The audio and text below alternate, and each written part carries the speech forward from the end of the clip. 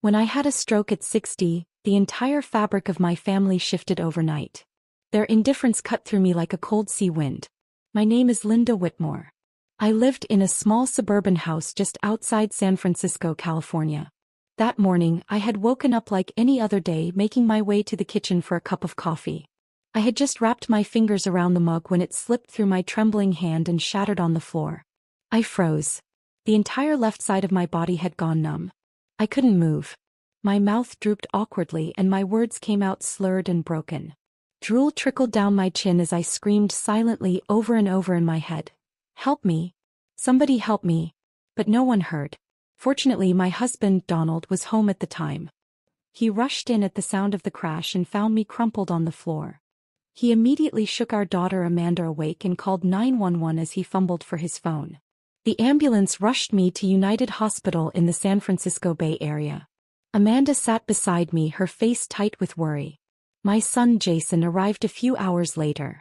I had foolishly thought that this illness might draw them closer together, even if only temporarily. But the moment the doctor left the room, they began arguing. The doctor had explained that it was a mild stroke, caught early enough that with proper care and rehabilitation, I had a good chance of partial recovery. The key, he emphasized, was that I would need family support during my stay. I felt a flicker of relief. Recovery was possible. I had some savings, insurance would cover most of the expenses, and I wouldn't be too much of a burden. How naive I was. Before the echo of the diagnosis had faded, Donald stood up, adjusting his jacket as he spoke. I promised Ruby I'd rehearse with her this week for the August dance. I'll be staying at her place to practice. You kids better step up and do your part. The way he said "you kids" as if he weren't family, stung deeper than the stroke itself. Without so much as a glance back at me, he walked out. Amanda rolled her eyes and snapped, "I'm always the one taking care of Mom. It's your turn now." Jason shot back instantly, "And how much has she done for you? Free rent, babysitting your kids, paying your bills. Don't act like you're doing her a favor." Amanda sneered, not missing a beat. "Oh, like she's been awful to you? Who helped you get that car? Who fronted the down payment on your house? You're her son too, Jason. Or have you forgotten you owe her just as much?" They argued like enemies, trading accusations in front of my hospital bed, fighting not over me, but over who was more used by me. I couldn't hold back my tears. They knew how much I had given to each of them. Yet neither was willing to give anything back. And then it happened. A sour smell rose from my body. I had lost control of my bladder. The argument died instantly. The air thickened with a heavy, unbearable silence. I tried to lift my hand to cover my face to hide my shame, but my arm wouldn't move. All I could do was sob helplessly, my eyes darting between them, pleading silently for help. Jason looked away, grimacing. He stood up abruptly. "I've got a meeting to prepare for. Sorry, I have to go," he muttered. Without another word, he hurried out of the room. Amanda, fuming, barked after him, "Coward. All you ever do is run away." Then she turned to me, forcing a brittle smile onto her face. "Don't worry, Mom. I'll make sure he comes back." But she too spun on her heel and left. The door swung shut behind her. And just like that, the world fell silent. I lay alone in that hospital bed, the dampness beneath me, the hollow silence of the hallway, and the numbing cold that had settled deep into my bones. All of it swallowed me whole, like a frozen lake in the dead of winter. Ah! I tried to cry out, but with my twisted mouth I couldn't form a coherent word. All I could do was watch helplessly as one by one they left. My pants were soaked through. I lay there, unmoving, like a piece of discarded furniture no one wanted to claim. Everyone in the room, other patients, their families, had witnessed the disaster of my family's meltdown. No one said a word, but their glances, heavy with pity, pierced deeper than any spoken judgment. I had never felt so ashamed, so humiliated, so utterly alone. At last, a caregiver from the bed next to mine couldn't bear it anymore. She let out a soft sigh, walked over to my side, and without a trace of disgust, gently helped me change into dry clothes. She even rummaged through her own bag and pulled out a spare cotton towel, carefully slipping it beneath my head. "There you go, sweetheart. Now your pillow won't get wet," she murmured, her voice as soft and warm as the San Francisco evening breeze. My vision blurred with tears. The gratitude swelled so fiercely in my chest that I couldn't speak. I could only lock my eyes onto hers, desperately willing her to feel my silent thank you. Just as she finished adjusting the sheets, Amanda reappeared. Jason was nowhere to be seen. Amanda strolled in with a bright, breezy smile, like she had just finished a workout session. She plopped herself down beside my bed and chirped, "Mom, I thought about it, and I decided it's better if I'm the one to take care of you. I'm way more thoughtful than my brother, aren't I?" It sounded sweet enough on the surface, but even as she spoke she was already pulling her phone from her bag, her fingers flying across the screen. The nurse had instructed her to help reposition me regularly. Amanda had nodded dutifully, but the moment the nurse left she went right back to scrolling through Instagram and short videos. She put me in an adult diaper but often only changed it once a day. My skin began to itch, especially down below, an unbearable crawling itch like ants biting into me. But I had no strength to even scratch.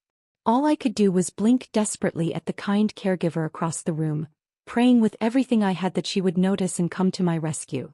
It wasn't because I couldn't afford better care. I had savings tucked away from my retirement fund. Medicare would have covered part of it. I could have easily hired a full-time private caregiver. But Amanda waved the idea off. "Mom, do you know how much a private nurse costs?" she scoffed.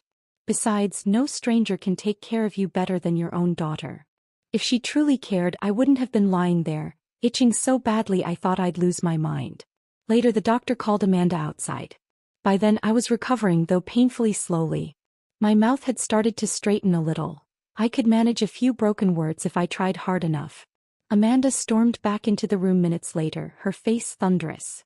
She marched right up to my bed and announced, "Mom, we're checking out." My eyes widened in disbelief.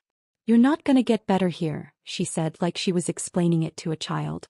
"Strokes leave all kinds of permanent damage. It's better to go home and recover naturally. I'll take good care of you, promise." The doctor followed behind her, trying to intervene. "Mrs. Whitmore is making progress," he said firmly. "With continued rehabilitation, there's a good chance she'll regain much of her independence. Going home now would undo everything we've achieved so far." Amanda exploded. She shouted at him, "You people are just trying to bleed us dry. My mom's only been here a little over a week and the bill's already over $13,000. Are we supposed to sell the house just to pay for this?" It was crystal clear. She didn't want to spend another dime, even though it was my money, not hers. And because she was my next of kin and held power of attorney, she had the legal right to discharge me. And she did. I summoned every ounce of energy I had left, forcing out a few broken words. "I want to stay." But she didn't even look at me. It was as if I hadn't spoken at all. Soon enough Amanda brought me back home. The bedroom was exactly as I had left it, but once she dumped me there, any pretense of caring vanished.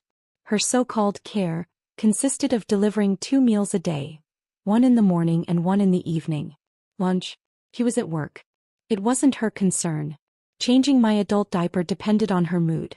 Wiping me down, turning me to avoid bed sores. Those things never happened. There was no clock on the wall, no curtains drawn open. After a while I couldn't even tell whether it was day or night. I started to feel like I was rotting away, quietly, invisibly, forgotten by this house, abandoned by the world. Until one day a pair of small soft hands gripped my wrist. "Grandma." It was Caleb, Amanda's youngest, my 4-year-old grandson, the little boy I had raised with my own hands. "Grandma, why won't you play with Caleb anymore?" He tilted his head, his voice sweet and high, so much like Amanda's when she was a little girl. I forced a smile and reached out, trembling, trying to stroke his face. "Grandma, Mommy said when you die I can have this room for my toys." "Grandma, what does die mean?" My hand, stretched out to touch him, dropped helplessly in midair. My whole body started to shake uncontrollably. Caleb was the spitting image of Amanda at that age. Soft cheeks, wide eyes, that lilting baby voice calling me Mommy, over and over again. And now, that same little girl was waiting for me to die, carving up my life before I was even gone. I struggled to keep my face composed, but grief crawled across every inch of it. Caleb must have sensed something. He turned and bolted from the room, frightened. Silence crashed back down around me like a closing tomb. That evening, Amanda hauled me up, half dragging, half shoving me, and fed me dinner with a fake, brittle smile plastered on her face. "Mom, where do you keep the bank accounts? The house deed, you know, all that stuff." I choked on a mouthful of food. Tears sprang to my eyes, but Amanda didn't even flinch. She didn't care if I lived or died, she cared only about what I might leave behind.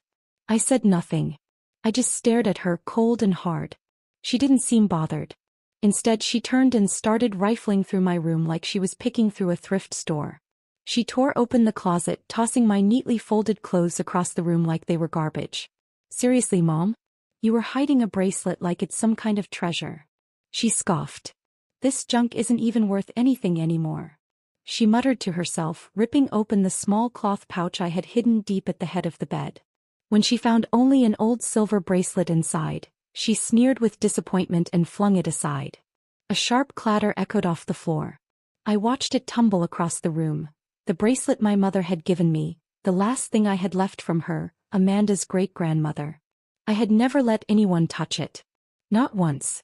Somehow, from a place deep inside me, strength surged up. My right hand clenched into a fist so tight it felt like I could crush the air itself. The room was thick with dust. No one had cleaned it in ages. I started coughing violently, thick phlegm clogging my throat like a dead snake I couldn't force out. Amanda wrinkled her nose and took a step back. God, Mom, could you be any more disgusting? I finally hacked up the mucus, wheezing so hard it sounded like an old bellows.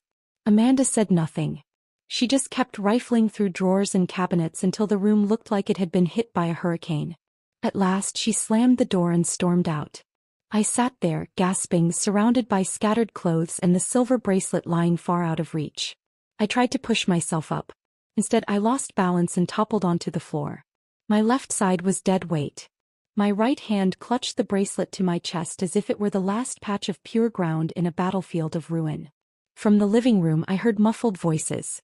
Amanda was on the phone, speaking in a casual, almost cheerful tone. Jason, Mom's pretty much done for. Just a matter of time now. We'll be free soon. She laughed lightly. Dad's too busy dancing with that old hag to care about her. Sweat dripped from my hairline onto the hardwood floor, leaving dark streaks across the wood. I braced my right hand against the doorframe, my face pressed against the ground, biting down hard on my own breath to keep from sobbing aloud. Tears spilled out anyway. She's probably crying, Amanda said lazily into the phone. Let her. It's not like she can do anything else anymore. And at that moment my heart finally broke. Not just cracked. It shattered into pieces so small I knew it would never be whole again. I lay there all night, motionless, my mind wandering back over the past 60 years of my life. I tried to pinpoint what terrible sin I had committed to end up like this. But no matter how hard I thought, I couldn't find a single crime. All I remembered was being the woman who gave up her career for her children, the woman who swallowed her pride for the sake of family, the woman who leapt into fire the moment someone cried, Mom. At dawn, Amanda finally noticed me still lying on the floor. She dragged me back into bed, muttering under her breath, Mom, what are you doing down there? So gross. She shoved a peeled hard-boiled egg into my mouth, then immediately launched back into her old routine. Mom, seriously, where did you put the house deed? I ignored her. She got irritated. Look, it's not like it matters. Sooner or later all the stuff will belong to Jason and me anyway. Why not just hand it over now? So I said nothing. Rolling her eyes, she slammed the door and left. After she was gone, I spent a long time inching my hand under the bed, dragging out the backup cell phone I had hidden there. Hands trembling, I snapped the battery in and dialed my husband's number. Linda? I'm busy rehearsing right now, he snapped. Call Amanda or Jason, will you? Before he hung up, I caught a woman's laugh echoing in the background. Helpless, I dialed another number. Diane, come get me at noon. Take me to the hospital. When the words left my mouth, I exhaled in one long, shuddering breath. Diane Harris had been my closest friend for decades. We were each other's emergency contact, the kind of friends who had keys to each other's homes. She once told me, Linda, if you ever stop answering your phone, I'm busting your door down. And she meant it. That day, without asking questions, she jumped into her car with her son and came straight to get me. She drove me back to United Hospital in San Francisco. Sweetheart, what on earth happened to you? Diane asked, standing by my ER bed, her eyes already red. Finally, someone who wanted to hear me speak. Someone who genuinely cared. Word by word, I poured out everything. The humiliation, the fear, the cold betrayal. Diane sat by my side, her hand resting on my shoulder, tears streaming down her face as she listened. Before I could even finish, Amanda and Jason's calls started pouring in. I waved them off, nodding at Diane to answer for me. "Mom, where are you?" Amanda snapped through the line. "You know I had to come home from work and search the whole house for you? Could you just not make everything so difficult?" Diane raised an eyebrow and held the phone away from her ear, her voice sharp enough to cut glass. "I'm the one who brought your mother to the hospital. Got a problem with that?" Diane's temper was legendary in our neighborhood. Her voice alone could make grown men shrink. On the other end, Amanda went dead silent. After a few seconds, she tried again, softer this time. "Mom's illness. It's not like it can be cured. Keeping her in the hospital just wastes money. I was just thinking maybe." "That's none of your business," Diane snapped. "From now on, I'll be handling everything concerning your mother." And with that, she hung up without another word. She patted my hand. "Don't worry, Linda. I'm not going anywhere." I nodded and insisted she help me hire a full-time private caregiver. She did. Found me a wonderful Mexican lady, neat and efficient, with kind hands and a voice like warm honey. I never expected it, but those days in the hospital turned out to be the most peaceful, joyful stretch of my life in years. Not once did my children visit, and strangely I didn't miss them at all. Every day Diane brought little treats I loved. Fresh raisin muffins, warm creamy chicken soup, homemade caramel pudding. We spent hours chatting in the tiny corner of my hospital balcony, sometimes laughing so loudly that nurses would come by just to join in. I even asked the caregiver to help me buy a new smartphone. One afternoon I went on a little spree, ordering myself a basket of fresh fruits and an armful of flowers. When Diane opened the bags, her mouth dropped open. "Are you crazy, Linda? You finally lost it. Took you 60 years, but you finally learned how to spoil yourself." I laughed. For so long I had pinched every penny, saving, always saving, for my children. Looking back now, what a fool I had been. They were never worth it. With the stress lifted, my spirits soared, and my body began healing faster than anyone expected. Even the doctors marveled during their rounds. "Recovering 90% of your function after a stroke? That's practically unheard of," one said, shaking his head in amazement. A few weeks later, I was discharged from the hospital. Standing at my own front door, I felt nothing. No warmth, no relief. The house was empty. No one had come to pick me up. Inside, the bedroom had been rearranged. Children's toys were scattered everywhere. One glance and I knew Amanda had been busy while I was gone. I didn't get angry. I simply gathered up everything that didn't belong to me and piled it all in the center of the living room. That evening, Amanda finally came home. When she saw me, she froze for a second, then flashed a dazzling smile and shoved a bag of groceries into my hands. "Mom, you're back. I've been dying for your roast chicken." I used to cook every night for her when she first moved back in. I'd felt sorry for how tired she was after work. I took care of her meals, raised her kid, even washed her laundry without a second thought. But not this time. I tossed the grocery bag right back into her arms. "You think I owe you something? You don't have hands to cook your own meals." It was probably the first time I ever truly raised my voice at her. She blinked, stunned, then pouted and stomped off into the kitchen. A few minutes later, I heard loud, deliberate chopping sounds. Meant for my ears, no doubt. I flipped through TV channels, barely glancing up. I called out casually, "Don't ruin my wooden cutting board. That thing's been with me for over 20 years. There was a brief silence. Then, "Oh no." Amanda rushed out, holding up a bleeding finger. "Mom, I hurt myself," she cried, waving her hand dramatically, expecting me to drop everything and fuss over her. I barely looked up. I simply adjusted the remote controls on the coffee table and said, "Handle it yourself. I'm not a doctor." I caught a glimpse of my cutting board, split into 3 pieces, and my kitchen knife now chipped at the edge. I sighed, but not for her little cut. I mourned the loss of my old, faithful tools. Those things had been part of my life for decades. Amanda bandaged her tiny wound and kept parading her finger in front of me, fishing for sympathy. He thought I would melt. I just looked at her and let out a dry, mirthless laugh. Did she really think I owed her anything? "Mom," she ventured, a little hesitant now. "You've changed. Since you came back from the hospital." I smiled thinly. "I figured something out." He blinked, curious. "What?" "In this world," I said, locking eyes with her, my gaze razor sharp, "you can't rely on anyone. The only person you can count on is yourself. She flinched, turning her head away, unable to meet my eyes. But the more I looked at her, the more disgusted I felt. You should find another place to live, I said calmly. She stared at me as if she hadn't heard correctly. Amanda owned a small one-bedroom condo in the city. She wasn't homeless. She had once claimed she moved back in to keep me company. The truth was she just wanted free room and board. Mom, you're kicking me out? I'm your daughter, she yelled. Then she grabbed Caleb and shoved him into my arms. Mom, you're really going to send your little angel away too? Caleb, go hug Grandma. Caleb cuddled into me with a soft, "Gran'm, please," and my heart did soften for a second. Amanda thought she had won. A smile was just starting to creep onto her lips when I spoke again. If you don't move, I'll call a moving company for you. The smile died instantly. Desperate, she tried to push Caleb onto me again, hoping guilt would change my mind. I'll admit it, my heart was never made of stone. But I had finally learned. I would not let my kindness be used as a weapon against me ever again. I looked her dead in the eye, my voice colder now. Amanda, tell me, what exactly do I owe you? She blinked rapidly, her face crumpling into a mock pout. Mom, how can you say that? I didn't rush. I spoke slowly, each word sharp and clear. Caleb is your child. You should be the one caring for him. I helped you out of love, not obligation. Starting today, I won't be your babysitter anymore. I stopped cooking for them. I only cooked simple meals for myself. The food I liked. Without anyone else to cater to, I felt lighter, freer than I had in decades. I had always thought living alone would be hard. It wasn't.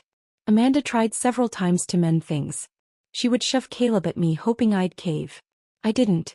I just turned the TV volume up louder. After a few days, she was on the verge of a breakdown. One evening, she stood in the kitchen doorway, fuming, Caleb tugging on her hand. She pointed at the table with disgust. Mom, you're not going to babysit, fine. But could you at least make something edible?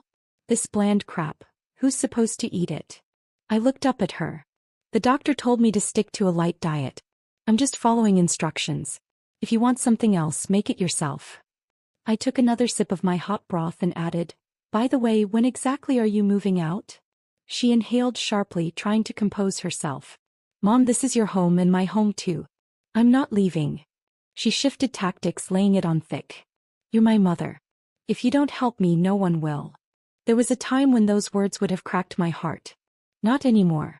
I pulled out my phone, called a moving company, booked the service, paid for it, and requested expedited handling. All in one swift motion. Not long after, 2 movers appeared at the door. Amanda panicked, rushing to block their way. This is all my stuff. Who gave you permission to touch it? The movers hesitated, unsure what to do. I calmly opened a drawer, pulled out the property deed and waved it in the air. The house is mine. She's just a temporary resident. I'm asking her to leave. This is an urgent order. I'll throw in an extra $50 tip. The movers got to work immediately. Amanda clutched Caleb and screamed, Mom, are you insane? You're kicking me out? I'm your daughter. I turned my back on her without a word. No matter how hard she pounded on the door, no matter how loudly she cried and screamed, I didn't respond. After Amanda and Caleb were gone, the house finally fell silent. I sat on the sofa, staring out at the sunlight pouring through the balcony windows, feeling a strange sense of disorientation. This was the first time in decades that I had carved out a life entirely for myself. For the first time, I could ask myself a real question. What do I want to do? And the answer was, so much. I opened my laptop and browsed the website for San Francisco Community College. Enrollment, payment, course selection. I handled it all in one sitting. I wasn't concerned about graduating. I just wanted to reclaim a dream I had abandoned long ago. Learning wasn't easy at first. My brain was slower, my eyes tired easily, but I had never felt so alive. One afternoon after class, I walked slowly home. As I turned onto my street, I spotted Jason standing at my front door. I had changed the locks long ago. Jason fumbled with his old, useless key, trying again and again to get in. I approached, unlocked the door with my new key and let him in. The moment he stepped inside, his eyes zeroed in on the backpack slung over my shoulder. He rummaged through it and pulled out a stack of enrollment papers. Mom, you're signing up for community college? He asked, disbelief dripping from his voice. I nodded. He frowned like I was a child causing trouble. Mom, you're not exactly young anymore. Wouldn't it make more sense to stay home, take care of your grandkids, do some housework? Why waste money chasing stuff like this? He paused, then added, Amanda told me you're acting like a rebellious teenager. I didn't believe her at first. But you really went and did it. Mom, why don't you just move in with us? You can cook and help out. It'd make more sense. He said it like it was the most natural thing in the world, as if my sole purpose in life was to serve them. I couldn't help but laugh, sharp, cold. Do I owe you anything? I shot back. I snatched my enrollment papers from his hands. I spend my own money. How is that your business? Who are you to tell me what I can and can't do? Jason's face darkened. He muttered under his breath. I'm just worried you'll get scammed. I'm your son. If I don't look out for you, who will? I stared at him, my voice dropping ice cold now. Where was that concern when I was lying in a hospital bed? The words hung between us like nails hammered into the air. Jason dropped his head, saying nothing. I didn't know what he was trying to achieve, and I didn't care. Maybe I really was going through a late-in-life rebellion. But God, it felt good. Living alone. Doing whatever I wanted, whenever I wanted. Why had I spent so many years being their servant? Jason kept rambling in the living room, nagging and lecturing. I nodded along absently, pretending to listen, but in truth I didn't register a single word. When he realized he couldn't guilt-trip or bully me anymore, he finally left, muttering angrily under his breath. The door clicked shut behind him. And in that moment I felt lighter than air, like a lobster finally free of its old, cracked shell. I was enjoying my life at home so much that when Donald suddenly showed up at the door, I didn't even react at first. Hey, old lady. I'm back. He shouted across the room, dragging in a massive bag and dropping it at my feet. I glanced down. The bag was stuffed with dirty laundry reeking of stale sweat. I wrinkled my nose in disgust, picked up the bag without a word and tossed it right back at him. Wash it yourself. Don't expect me to do everything for you. He stared at me wide-eyed as if seeing a total stranger. After a few stunned seconds he scowled and kicked the bag right back toward me. You're my wife. If you won't do my laundry, what good are you? I didn't bother replying. I just turned around calmly and shut the door in his face. We had been sleeping in separate bedrooms for years anyway, ever since the kids grew up. In hindsight, maybe that was a blessing. I didn't have to see his perpetually sour face every day. I returned to my desk, pulled out my thick textbook and started reading. From behind the door, Donald's voice bellowed non-stop. Linda. Where's dinner? Linda. I'm out of my meds. Go get me some more. Linda. Where's my Latin dance outfit? I gripped my pen tightly, forcing myself not to roll my eyes so hard they fell out of my head. Was this man crippled? Could he not put on socks without me? It was almost absurd. For years I had lived like this, thinking it was normal. Now seeing it through new eyes, it made my skin crawl. Sighing, I finally went into the kitchen and whipped up a simple dinner. Of course, the moment he took a bite, the complaints started. What is this garbage? Tastes like crap. Why don't you learn from Ruby? Her cooking's 100 times better than yours. Ruby, his beloved dance partner. She was around his age, had been widowed about 7 years ago. She used to be a professional dance instructor and now taught senior citizens at the local community center. Donald had gotten hooked on dancing because of her. He had tried to drag me along too, but my back problems made it impossible. After that, it was like a switch flipped. From then on, in his eyes, I couldn't do anything right. I didn't dress as nicely as Ruby. I didn't cook as well. I wasn't as graceful. And of course I didn't know how to dance. He would pick at me constantly, using every conversation to knock me down a little further. I ate the last bite of my meal in silence, washed my own dishes. And then, right in front of him, I scooped his half-eaten dinner straight into the trash. I scrubbed my plate, wiped the table clean, and without so much as a glance back, headed for my room. Behind me, I heard him roar in outrage. Have you lost your damn mind? I wasn't finished eating. But no matter how loudly he shouted, how furiously he barked orders, I didn't give him so much as a glance. Not anymore. Donald wasn't the type to back down easily. He dug in and played dirty, letting dirty laundry pile up, dishes stack up in the sink, and the whole house reek of sour, rotting food. He thought if he just waited long enough, I'd crack and clean everything up like I always had. But this time, every dish was dirty. Every pot crusted over. The kitchen smelled like a garbage pit. And still I didn't move. After a few days, when there wasn't a single clean plate left in the house, Donald swaggered to the kitchen doorway, arms crossed over his chest, grinning smugly. "See? Told you. You always come crawling back," he said, shaking his head and flashing that smug smile. "Linda, you should take a page from Ruby's book. Now that woman knows how to treat a man." I let out a sharp, humorless laugh, picked up a handful of utensils and tossed them loudly into the sink. "If Ruby's so wonderful," I said coldly, "why don't you go live with her?" Our marriage had been arranged by our parents. Before the wedding, Donald and I had met only a handful of times, barely enough to learn each other's favorite colors, let alone build a future. And yet we were shoved hand in hand into the church, expected to make it work. The sweetness, the bitterness, the countless heartaches, I swallowed them all by myself. No one had ever asked me, "Do you want this?" They only told me, "This is what you should do." For 40 years in Donald's eyes, I had never been enough. Not pretty enough. Not smart enough. Not good enough. In the past I swallowed my pride, told myself to endure. But not this time. Donald's face twisted with anger. His voice rose, sharp and ugly. "If I hadn't taken pity on you, I would have been with someone else years ago. You think anyone else would want you? You're ugly and stupid. Divorce." The word struck my mind like a lightning bolt. I had never seriously considered it before. Never even dared to whisper it to myself. Growing up, my parents drilled lesson after lesson into me. Start working early so you're not a burden. So I skipped college and joined the workforce. This man is a good match. Marry him. So I married Donald. A woman's job is to serve her husband and children. The family is your whole life. So I lived for them and never for myself. 40 years had passed before I realized. I had never once made a decision purely for myself. A surge of unstoppable energy rose inside me. "Fine," I said, the words tumbling out before I could even think. "Let's get divorced." Donald scoffed, thinking I was throwing another empty tantrum. "Linda, stop being ridiculous. As long as you behave yourself, I'm not going anywhere."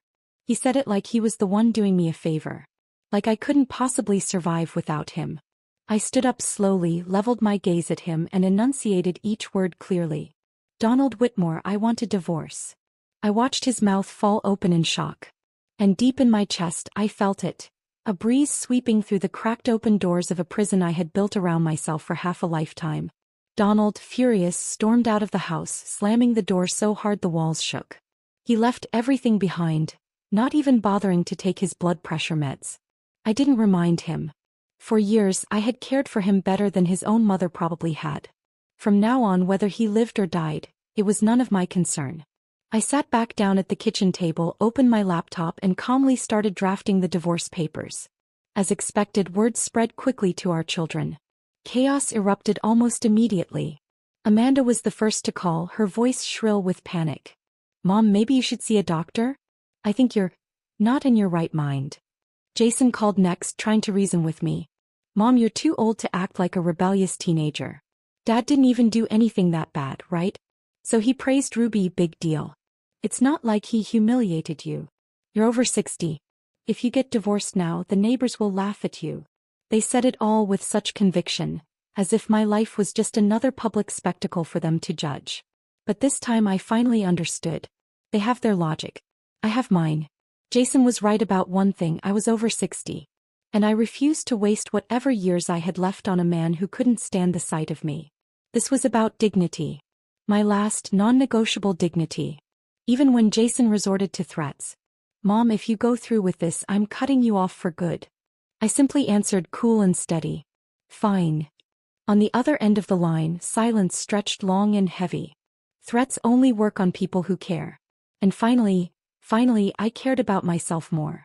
It seemed Donald couldn't stand the idea of losing. He started dressing flashier than ever, pulling Ruby onto the dance floor at the community center like they were auditioning for Dancing with the Stars. Sequined outfits. Twirls. Arms wrapped around each other. They spun and dipped in front of everyone, putting on a show as if they had something to prove. I sat quietly in the crowd, watching them pose and perform like mannequins in a shop window. When the music ended, a smattering of polite applause rippled through the room. Donald cast a smug glance in my direction, his eyes full of mockery, daring me to react. I didn't flinch. I simply stood up and slipped out while the crowd began to disperse. "Linda." He came trotting after me, his voice raised. Come on, take the olive branch. We've been together a lifetime. Do you really want a divorce? That's just messy. He kept following me, babbling nonstop like a broken faucet. At your age, do you really think you can start over? Just put up with it like everyone else does. Nobody's marriage is perfect. I said nothing. I walked home, unlocked the door, and let him trail in behind me, still talking. He plopped down on the sofa like he owned the place. Pour me a glass of water, he said, waving a hand at me like I was still on duty. I didn't move. I stood there staring coldly at him. No reply. No service. No surrender. Not this time. I turned, walked into the living room, and slammed a stack of documents down on the coffee table. The house deed and our bank passbooks. Split the house and savings. 50-50. Donald stared at them, stunned, like they were written in a language he couldn't read. Only then did it hit him. I wasn't bluffing. I wasn't throwing a tantrum. I was done. His voice trembled as he asked, Linda, why? I looked at him calmly, my tone even and measured. I want to ask you the same thing. Why was it so easy for you to walk away from the woman who stood beside you for 40 years, lying in a hospital bed alone? He froze, eyes darting away from mine. There was Jason and Amanda, right? I had stuff to deal with, and you turned out fine in the end, didn't you? What's the big deal? The big deal. Of course it was a big deal. Lying there in that sterile hospital room, unsure if I would survive the night. And realizing the man I had spent my life with had simply chosen to be somewhere else. Chosen to dance. With someone else. While I stared down death. What if I had died that night? Would he have even noticed? Would he have cared? Why would I choose to spend the rest of my life with someone who didn't choose me when it mattered? The answer was crystal clear. If we were just two people resenting each other, then divorce wasn't messy. It was mercy. Donald's face turned red with rage. His voice cracked with fury. Fine. Divorce. But don't come crawling back later begging to get remarried. I met his outburst with a shrug, my voice light, almost amused. Divorce it is. You think I can't live without you? Watch me. In the end, we finalized the divorce. I took my share of the savings and bought myself a cozy one-bedroom apartment just outside downtown. It was warm, sunny, and close to everything I needed. And best of all, there was still money left in the bank. By the time Jason and Amanda found out, everything was already settled. Amanda, of course, was furious. She called me in a huff and launched straight into it. Mom, are you out of your mind? How could you leave Dad? He's such a good man, you'll regret this. I smiled to myself and didn't bother arguing. Oh, and by the way, Amanda moved back in with Donald. Her excuse.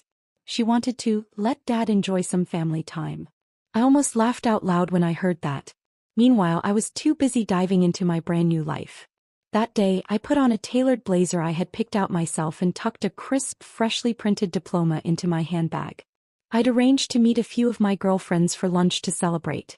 The cafe was bathed in soft afternoon light, sun streaming through the floor-to-ceiling windows. We passed my diploma around the table like a precious relic, everyone marveling at it. Linda, you're officially a college grad now. Diane said, her voice full of wonder. That's amazing, another chimed in, nodding with genuine admiration. Then Susan, half joking but not entirely, sighed. If I hadn't had to stay home and care for my younger brothers, maybe I could have gone to college too. Susan had been the smartest among us back in the day. But her family's needs had crushed her dreams before they could even bloom. I raised my coffee cup, looked around the table and smiled. Then a thought struck me so clearly it felt like it had been waiting there all along. If I could reclaim my dream, why couldn't they? I set my cup down gently and spoke, voice steady, sure. Ladies, I have a proposal. All eyes turned toward me, curious. Each of us has something unfinished inside. A dream, a passion, a little fire we never got to feed. I want to start a mutual support group in our community. Something built just for us. To help each other pursue those dreams no matter how big or small. No more waiting on our kids. No more needing anyone's pity. We're perfectly capable of living extraordinary lives. On our own terms. As I spoke, I saw something light up behind their tired eyes. A spark. Hope. Something they hadn't allowed themselves to feel in a long time. The idea took off immediately. I hate being alone at home, one woman admitted, her eyes welling with tears. I'm terrified that one day I'll fall down and no one will even know. Her children lived out of state, too busy with their own lives to notice hers. Right then and there I got to work. I drafted a community survey with clear, simple questions. What's something you've always wanted to do? Do you have any chronic health conditions? What are your hobbies or interests? Next, I hung a banner at the community center and launched a free series of workshops. Everything from computer skills to public speaking, even intro to coding. Our little community started to buzz like a weekend fair. Groups scheduled regular health checkups together. Some formed knitting clubs. Others planned weekend camping trips or scenic drives up the coast. Bit by bit, day by day, our lives were quietly, beautifully, transforming. One afternoon, after a round of cards with the girls, we were just about to call it a day when a young man stormed into the room, face flushed with anger. "Mom, why didn't you cook dinner? I'm starving." He was talking to Marcia, the quietest, kindest woman in our group. The type who always said yes, who spent her entire life never denying a single request from her kids. But this time, she snapped. "Are your hands and legs broken?" She shot back, her voice sharp as steel. "I've cooked for you for 30 years. Am I supposed to owe you for the rest of my life? I'm your mother, not your maid." The words exploded through the room like a grenade. Her son stood there, stunned, totally caught off guard.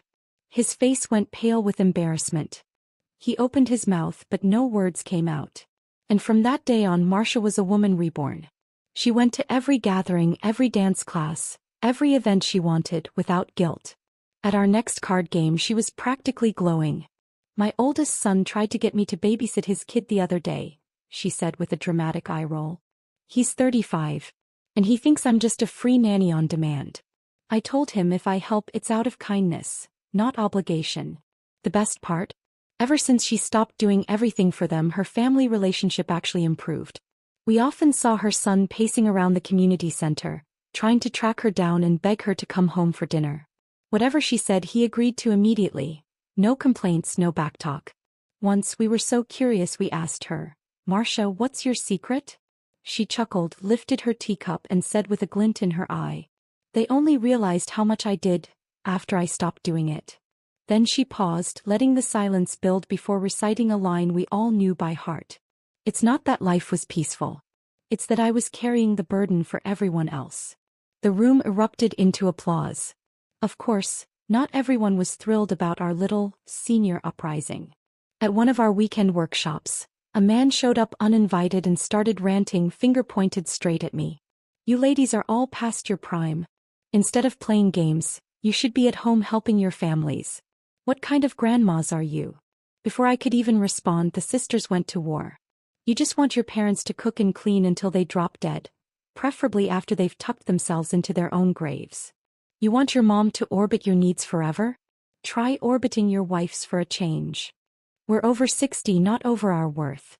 Show me the law that says we're legally required to babysit your kids." They were fast, fierce, and razor sharp. He slunk away within minutes, tail between his legs. Our community wasn't a retirement group. It was a revolution. Besides travel, our favorite activity was, unsurprisingly, gossip. And the hottest gossip always came from one of our own, ex-husbands and adult children. That's how I found out about Donald, from Diane. And I nearly laughed myself off my chair. Apparently, after Amanda moved back in with her dear old dad, she tried to recreate the setup she'd grown up with, except she forgot one thing. Donald had been served hand and foot for 40 years. He couldn't even remember where the sugar was kept. Within the first week, he burned 2 pots, broke the kitchen faucet, and left Amanda in tears. She tried to get him to babysit Caleb.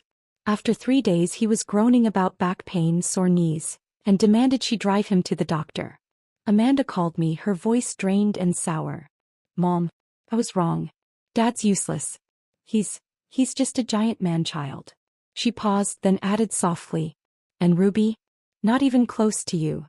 She was hoping I'd soften, maybe swoop in and relieve her burden. But I was packing for a 3-day, 2-night trip to Napa Valley with the girls. My voice was warm, calm, almost sweet. "I've already signed up for a wine tour, Amanda. Don't bother me. I washed your dad's clothes for 40 years. Funny, I don't remember anyone offering to help me." Less than a week later, Amanda and Caleb packed their bags and moved back to her tiny apartment in the city. She had finally admitted defeat. One evening we were playing poker at the community center when Diane leaned in close, her voice conspiratorial. "Linda," she whispered, barely containing her grin, "guess what? Ever since your daughter moved out, Donald and Ruby's life has been, let's just say, fancy." I set my cards down and propped my chin on my hand. "This I have to hear." Diane chuckled, her face lit up with mischief. "Well, I asked because I knew you'd love the gossip. Turns out Ruby, for all her charm and poise, is a hardcore neat freak. The kind of woman who has color-coded mops. One for the kitchen, another for the living room. At first she kept everything immaculate all by herself. But over time even she started to get tired. She assumed Donald would be like me, take the hint, roll up his sleeves, help out. But Donald, he stayed parked on the couch, legs crossed, yawning like a bored cat. "Do your thing," he told her. "Just don't interrupt my rest." Ruby lost it. She hurled the mop across the room. And Donald, still smug, like, who else is gonna do it if not you? Don't let her soft-spoken facade fool you. Ruby, when pushed, has a temper sharper than a steak knife. One day she snapped. "I married you to build a life together, not to be your damn maid." And with that she slapped him across the face. Diane reenacted the whole scene right there at the poker table, throwing in a whiny imitation of Donald. "Linda never gave me this much attitude. Women these days, no respect." Her performance was so spot on, we laughed until we couldn't breathe. For a long time I used to wonder, would they be better off without me? Turns out, not even close. Karma knows its way around. A few months later, Donald had a stroke. After the divorce, his routine went completely off the rails. He stopped taking his meds, skipped meals, kept odd hours. It wasn't just the stroke. He was also diagnosed with diabetes. The day I heard the news, I decided to pay him a visit. Not out of guilt, but curiosity. I wanted to see what a man looks like when no one is there to care for him. He wasn't as bad as I had been, at least he could still speak. When he saw me walk through the door, his eyes lit up. "Linda," he said, voice thin and shaky, "thank you for coming." For a moment he looked small, fragile. I nodded calmly. "Just here for a quick look." What I didn't say was, "I came to see how far you've fallen." Then suddenly, that awful, familiar smell hit me. He had soiled himself. His cheeks flushed red with shame. He locked eyes with me, silently begging for help. I didn't move. That's when Amanda and Jason walked in. To be honest, their lives hadn't been going so smoothly either. Amanda had recently lost her cushy desk job and was now juggling part-time gigs with long hours and low pay. Jason's career had stalled after an anonymous ethics complaint. No promotions in sight. "Mom, aren't you going to take care of Dad?" Amanda asked. Jason added, "Yeah, he's not doing well. Aren't you going to help?" I looked at them, cool and composed. "You seem to have forgotten, Donald and I are divorced." Then I paused, let the words sink in. "And now it's your turn to take care of him." I walked toward the door. Before I left, I glanced back at Donald and said softly, like we were chatting about the weather, "Take care, Don. Hope they don't just bring you home to wait it out." The room went still. You could have heard a pin drop. Donald's face turned pale. He looked from Amanda to Jason for the first time with uncertainty, maybe even fear. The two of them just stood there, awkward and speechless. And Ruby? She was off in another neighborhood, dancing the night away with a silver-haired gentleman who wore cologne and knew how to waltz. In my mind I pictured it perfectly. That broken little family of three, each bitter, each resentful, each quietly suffering. Me. I had stepped out of that mess for good. That fall, we hosted the first anniversary of Granny's Hands at the community center. The space looked like a cozy wedding reception. Flowers everywhere, candles, soft music, the air buzzing with laughter and pride.